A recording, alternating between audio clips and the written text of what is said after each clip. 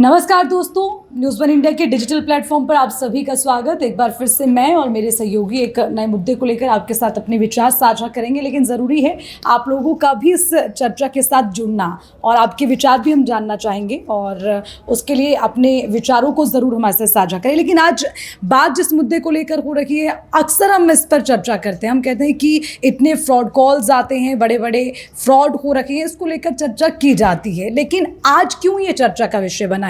एक मामला आगरा से सामने आया जहां पर मालती वर्मा नाम की एक शिक्षिका हैं जो गवर्नमेंट स्कूल में टीचर थी। उन्हें एक कॉल आता है कि आपकी लड़की सेक्स रैकेट में शामिल है, उसकी फ़ोटो वायरल ना हो और आपके लिए बाद में परेशानी ना हो तो आपको कुछ बड़ा अमाउंट 1 लाख 1.5 लाख की डिमांड की गई, वो हमारे अकाउंट में ट्रांसफ़र कर दें तो वो फ़ोटो लीक होने से बच सकती है। इस तरह का एक फ़ोन आता है।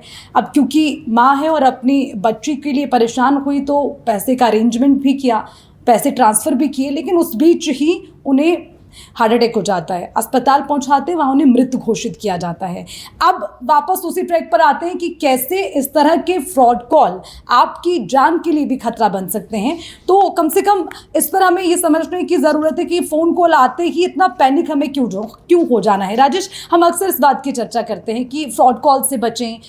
आज तक तुम सिर्फ इस बात को लेकर चर्चा करते थे कहीं आपका अकाउंट खाली ना हो या आपकी पहचान के चलते उसे गलत मिसयूज़ ना किया जाए, लेकिन अब ये जान के लिए खतरा बन रहा है। ये एक बड़ी चर्चा का विषय मुझे लगता है। बिल्कुल अर्चना, ये बहुत एक बड़ा विषय है और इसीलिए हमें लगा कि हमें दोबारा इस पे बात करनी चाहिए। एक बार पहले भी हमने बात की थी और हमारी कोशिश यही रहती है कि हमारी जो ऑडियंस है, जो हमारे दर्शक हैं, वो भी इन चीज़ों से अवेयर रहें और वो जाने कि किस किस तरीके से आज के टाइम में फ्रॉड हो रहे हैं। और ये ना सिर्फ आपको पैसे का नुकसान पहुंचा सकते हैं बल्कि आपकी जान के लिए भी कितना खतरनाक हो सकता है, ये अर्चना ने अभी आपको बताया। कुल मिला के आज चूंकि जैसे जैसे डिजिटलीकरण हो रहा है, जैसे जैसे तकनीक विकसित हो रही है, वैसे वैसे ठग जो है वो और ज़्यादा एक्टिव हो रहे हैं और वो अलग अलग तरीके अपना रहे हैं। कोई फ़ोन करता है कि भाई मैं कस्टम विभाग से बोल रहा हूँ, आपके यहाँ से आपका भाई पकड़ा गया है, 50,000 जल्दी दे दो वरना फिर आपका ये केस लग जाएगा। वो कभी मतलब अलग अलग तरीक़ों से ब्लैकमेल किया जाता है, डराया जाता है, धमकाया जाता है और लोगों को ठगा जाता है। तो अक्सर चूँकि आप हमारे साथ कई लोग इस वक्त देख रहे होंगे, सुन रहे होंगे, अलग अलग तरीके के मामले सामने आए देश में। कहीं पे अधिकारियों को ठगा गया, कहीं डॉक्टर्स को डिजिटल अरेस्ट किया गया। तो ये फ्रॉड जो अलग अलग तरीकों से हो रहा है, इससे कैसे बचा जाए और किस किस तरह के फ्रॉड हैं, इसी पे हम आज बात कर रहे हैं। मेरे और सहयोगी भी हैं, वो भी बताएंगे कि किस किस तरह के खबरें हमने पढ़ी हैं, अपने दर्शकों को बताई हैं। और आज ये जो मामला आया वो इसलिए हैरान करता है क्योंकि इस फ्रॉड कॉल की वजह से एक महिला की जान चली गई है। तरन्नुम, बहुत लगता है गंभीर मामला है, जो कि हम पहले भी चर्चा कर चुके हैं, लेकिन आज मामला एक नए एंगल के साथ। बिल्कुल राजेश, और कहीं ना कहीं अब देखिए सबसे बड़ा सवाल यही है कि आखिर इस पर रोक कैसे लगेगी, क्योंकि हमने देखा कि इससे पहले भी कई ऐसे मामले सामने आए जहां पर एक पिता को कॉल करके ये कहा जाता है कि आपके बेटे का आधार कार्ड हमको यहाँ से मिला है मुंबई से और उसका गलत इस्तेमाल 5 लोग कर रहे हैं, ड्रग्स के केस में वो फंस गया है। माँ बाप और बच्चों का कनेक्शन बहुत इमोशनल, बहुत अलग होता है। कोई भी माँ बाप सुनेगा इस तरह की चीज़ें तो कहीं ना कहीं वो सबसे पहले पैनिक करेगा। तो आप लोग मुझे सुन रहे होंगे तो सबसे पहले आप ये समझिए कि अगर आपके पास इस तरह के कॉल्स आते हैं, कोई आपकी फैमिली के लिए या फिर आपके लिए ही इस तरह की कोई शब्दों का इस्तेमाल होता है, कुछ भी कहते, तो उस वक्त आपको पैनिक करने की बिल्कुल भी ज़रूरत नहीं है, क्योंकि आपको अपने परिवार पर, अपने बच्चे पर पूरा भरोसा रखना ज़रूरी है।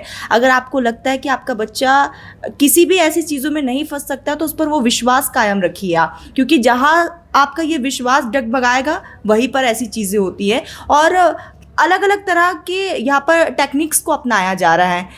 अभी ये जो मामला सामने आया, ऑब्वियसली किसी के भी मम्मी सुनेगी तो वो पैनिक हो ही जाएगी कि यार कोई भी माँ अपनी बेटी के लिए ऐसी चीज़ें नहीं सुन सकती है, या फिर कोई भी पिता अपने बेटे के लिए ऐसे नहीं सुन सकता कि उसने किसी का रेप किया, वो ड्रग्स में फंस गया। ऐसे भी अब मामले सामने आ रहे हैं। हाल फिलहाल में कई ऐसी खबरें भी सामने आई हैं। लेकिन बड़ा सवाल यही है कि जो डिजिटल अरेस्ट, इतने जो मामले सामने आ रहा है, इसका फुल स्टॉप क्या है? क्या इसका कभी फुल स्टॉप हो सकता है? क्योंकि शायद मेरे पास अगर कोई एक कॉल आएगा तो वो हो सकता है कि वो दुनिया के कई कोने में बैठ के फ़ोन कर रहा हो। और मतलब आजकल हम डिजिटली इतने ज़्यादा एक्टिव हो चुके हैं, टेक्नोलॉजी इतना एडवांस हो गया है कि अगर वो दुनिया के किसी कोने से बैठ के कॉल कर रहा हो, हमें नहीं पता होगा, इनफैक्ट हम उस नंबर को भी ट्रैक नहीं कर पाएंगे। तो इसीलिए बहुत ज़्यादा अलर्ट रहने की ज़रूरत है और ऐसे सिचुएशन में आपका प्रेजेंस ऑफ माइंड ही बहुत ज़्यादा इंपॉर्टेंट रोल प्ले करता है, क्योंकि आपकी जवाब हाजिरी प्रेजेंस ऑफ माइंड आपका और आपको अपने पर विश्वास। पंकज, आपको क्या लगता है, इसका फुल स्टॉप है क्या?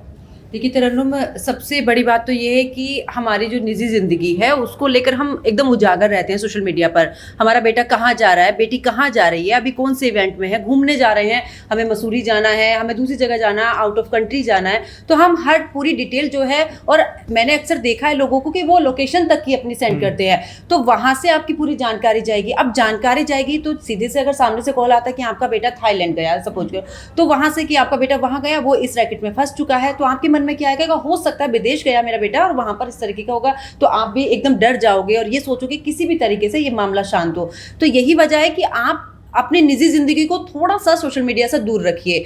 हर एक चीज़ का अपडेट रखना, हर एक चीज़ लोगों को दिखाना कि नहीं मैं वहाँ जा रहा हूँ या वहाँ जा रही हूँ, मेरी फैमिली वहाँ पर है, उन सब चीज़ों को अगर आप थोड़ा सा अपने ही पास तक, कुछ लोगों के सीमित तक ही आप रखते हैं तो शायद इस पर थोड़ा अंकुश लग सकता है। और मेरा मानना ये भी है कि देखिए सोशल मीडिया पर अभी जिस तरीके की ये चीज़ें चल रही हैं, इस पर अंकुश लगाना मेरे हिसाब से जो है वो बहुत ही कम चांसेज है। क्योंकि जब मैं एक बार अपने प्रोग्राम में जुड़ी थी, याद होगा कि नोएडा का एक मामला था जब मेल आया था सभी स्कूलों को, उस समय पर मैंने उनसे ये पूछा था एक्सपर्ट से कि क्या इन सब पर रोक लग सकती है, तो उन्होंने सीधे तौर पर ये बोला कि देखिए अभी मुमकिन नहीं है, इस पर काम चल रहा है, लेकिन हम इस तरीके के जो ईमेल एड्रेस है हम उन्हें नहीं जल्दी से कवर कर पाते हैं कि कहां से आया क्या हुआ, उसके लिए टाइम लग जाता है, और जब तक टाइम लगता है तब तक तो बहुत देर हो गई होती है। तो मेरा मानना यह है कि देखिए इसको अपने लिए जो मुझे लगता है कि खुद के ऊपर अगर हम थोड़ा बहुत रोकथाम कर सकते हैं तो यही है, अपनी निजी जिंदगी को थोड़ा सा अपने तक रखिए, उसको ज़्यादा सोशल मीडिया पर मत डालिए, और यही वजह रहेगी कि आप इन सारी चीज़ों से थोड़ा बच सकते हैं।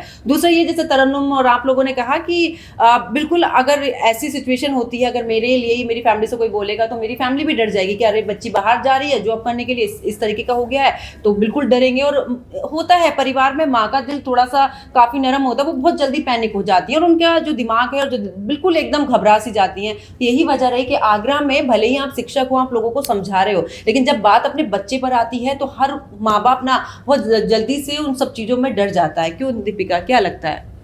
बिल्कुल, चूँकि पंकज ने जो बात कही है वो मुझे लगता है कि सबसे ज़्यादा अहम हो जाती है कि सार्वजनिक कर देना अपनी हर एक छोटी से छोटी गतिविधियाँ। मुझे लगता है कि सोशल मीडिया में हमें इतना भी ज़्यादा नहीं घुस जाना चाहिए कि आप अपने लिए ही खतरा कर लें। दूसरा, मुझे लगता है कि डिजिटल फ्रॉड के मामले में सबसे ज़्यादा जो अहम रोल होता है वो साइकोलॉजी का होता है, और सामने वाला वो बंदा जानता है कि मैं इसे किस तरह से अपनी बातों में रिझाकर और इसे अपने ट्रैप में फंसा सकता हूँ। उदाहरण के तौर पर मैंने एक बहुत छोटी सी कहानी सुनी थी कि एक व्यक्ति जिसके पास कॉल आता है, उसको ये अंदेशा हो जाता है कि ये फ्रॉड कॉल है, और उससे बोलता है कि आप मुझे, आपके पापा ने पैसे भेजने के लिए कहा है और 10,000 रुपये मैं आपको भेज रहा हूँ आपके नंबर पर। वो व्यक्ति समझ जाता है, लेकिन और उस कॉल को वही डिस्कनेक्ट कर देता है। लेकिन उसके 10 दिन बाद फिर उसके पास एक कॉल आता है, और उस कॉल में उस व्यक्ति को बोला जाता है, अपनी बातों में फंसाते हुए बंदा, कि देखिए मैंने आपको पैसे भेजे हैं, चेक करिए। वो चेक करता है, कहता है कि अभी तो कुछ नहीं आया है मेरे पास। और दोबारा जैसे ही वो उसके पास मैसेज भेजता है, कहता है देखिए आपके पास एक मैसेज आया होगा, कुछ दिख रहा है उसमें। वो बंदा उसकी बातों में इतना ज़्यादा इन्वॉल्व हो जाता है, वो समझ नहीं पाता कि वो OTP उसको बता देता है, क्योंकि वो अपनी बातों में रिझाते हुए, और वो OTP जैसे ही बताता है वैसे उसका अकाउंट ब्लैंक हो जाता है। तो कहने का मतलब ये है कि जो सामने बैठा हुआ है बहुत ट्रेंड है, उसे पता है कि अगर एक महिला है तो इस महिला के साथ मुझे किस तरह से इमोशनल कार्ड खेलना है, कोई पुरुष है तो उसके साथ हमें किस तरह से डील करना है। तो हमें इस चीज़ को लेकर बहुत ज़्यादा स्ट्रॉन्ग होना चाहिए कि किसी की भी बात में हमें बहुत जल्दी नहीं आना चाहिए। दूसरा, मुझे लगता है कि ऐसी गतिविधियाँ ये अभी हाल फिलहाल में ऐसा नहीं है कि शुरू हुआ है। मैं बहुत छोटी थी तब इस तरह की घटना सामने आई थी कि किसी के बहुत मेहनत की कमाई, मतलब बुजुर्ग थे वो 60 साल के, और उनके अकाउंट से पैसा निकलता है, और जैसे ही उनके पास मैसेज आता है कि 4 लाख रुपए उनकी मेहनत की पूरी कमाई निकल गई, उनको हार्ट अटैक आ जाता है। तो ये चीज़ यहीं तक सीमित नहीं है, हमें एक जागरूकता की बहुत ज़्यादा ज़रूरत है, क्योंकि इन साइबर क्राइम्स में हम किसी भी तरह से रोक नहीं लगा पाएंगे। अभी टेक्नोलॉजी इतनी एडवांस नहीं हुई है जैसे कि पंकज ने कहा है, और दूसरा सोशल मीडिया का तो ज़माना है ही है और इससे थोड़ा हमें बचकर रहना चाहिए क्योंकि सोशल मीडिया के जरिए भी बहुत ज़्यादा फ्रॉड होते हैं। बिल्कुल, सबसे अहम कड़ी यहीं से पंकज और दीपिका ने जैसा बताया, देखिए सोशल मीडिया पे चूंकि ना हम अपनी सारी जानकारियां रोज वहाँ पे अपडेट करते हैं, अपनी तस्वीरें, अपनी जानकारी, कितने बहन, कितने भाई, कितने दोस्त, किसके साथ आज यहाँ थे, कल वहाँ थे, तो ये जो फ्रॉड होते हैं ना, ये आपको पूरा रिसर्च करते हैं, पूरी रैकी करते हैं, कौन है, किसके घर में कितने लोग हैं, ये कई बार। राजेश, एक और बहुत बड़ी बात है कि ये जो कॉल्स आती हैं वो ऐसे लोगों के ही फ़ोन में आती हैं जिनमें असल में क्योंकि अभी 1-2 महीने पहले शायद मैंने आप लोगों से इंसिडेंट भी शेयर किया था कि मेरी मम्मी के फ़ोन में आया था कि आपका बेटा ऐसे ऐसे केस में फंस गया है। लकीली वो कॉल मैंने रिसीव किया था, तो उन्हें मालूम है कि हाँ इनके पास वो डेटा भी है कि इनका बेटा है ये, और हम इन्हें इस तरह से ट्रैक में सामने वाला उसमें फंस जाए, उसे यकीन हो जाए कि हाँ यार, मेरे पास कोई कॉल आता है तो मैं तो जान रही हूँ ना कि मेरा कोई बेटा नहीं, मैं उतने में फ्रॉड रोक दूंगी। बट अगर मेरी मम्मी अगर कॉल उठाती और समझ लीजिए कि अगर बातों में फंसती तो उनके लिए बहुत वो हो सकता था, खतरा हो सकता था। बिल्कुल। और इसमें मुझे ये भी लगता है राजेश, ठीक है, मतलब आजकल जो हम फ्रॉड की बात कर रहे हैं, खैर ये कोई नई चीज़ नहीं रह गई है। कभी कभी होता है कि जो नई चीज़ होती है उसका शिकार हर कोई हो जाता है क्योंकि उसके पास उसकी जानकारी नहीं है या फिर वो उससे जुड़ा हुआ नहीं है। लेकिन जब हम फ्रॉड की बात करते हैं तो मुझे लगता है ये अब आम बात हो गई है, हर कोई ये देख पा रहा है कि कैसे हम फ्रॉड का शिकार हो रहे हैं। तो बड़ी चीज़ ये जो यहाँ पर अब निकल कर हम चर्चा के बाद सामने आ रहा है वो ये कि आपको इससे बचना कैसे। कम से कम जो कॉल आ रहा है एक बार अपने लिहाज से आप उसको वेरीफाई कर ले, अपने अगर उनकी बेटी की बात हो रही कम से कम एक बार उससे पूछ ले, तो उसके लिए हमें अपनी सूझबूझ यहाँ पर दिखानी होगी और थोड़ी सी अलर्टनेस की ज़रूरत है। हालांकि इस पर अंकुश नहीं लग सकता, लेकिन खुद अपनी जिम्मेदारी के साथ हम इस फ्रॉड से कैसे बच सकते हैं उसके लिए हमें थोड़ी सी जागरूकता और थोड़ी सी सावधान रहने की ज़रूरत है। तो ये तो था हम सबका कहना, ये थी हमारी राय, लेकिन आपके इस पर क्या विचार है कमेंट सेक्शन में ज़रूर बताएं। हमारी वीडियो को लाइक करिए, शेयर करिए, फिर मिलेंगे एक नए मुद्दे के साथ और अपनी राय आपके साथ साझा करेंगे। फिलहाल के लिए दीजिए इजाज़त, नमस्कार।